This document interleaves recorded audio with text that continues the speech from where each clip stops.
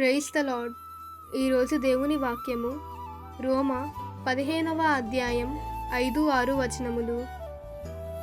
మీరేకభావము గలవారై ఏకగ్రీవముగా మన ప్రభు అయిన యేసుక్రీస్తు తండ్రియగు దేవుని మహిమపరచు నిమిత్తము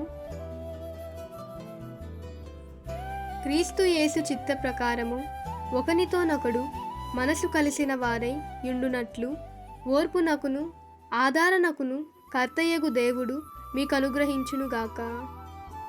now may the God of patience and comfort grant you to be like minded toward one another,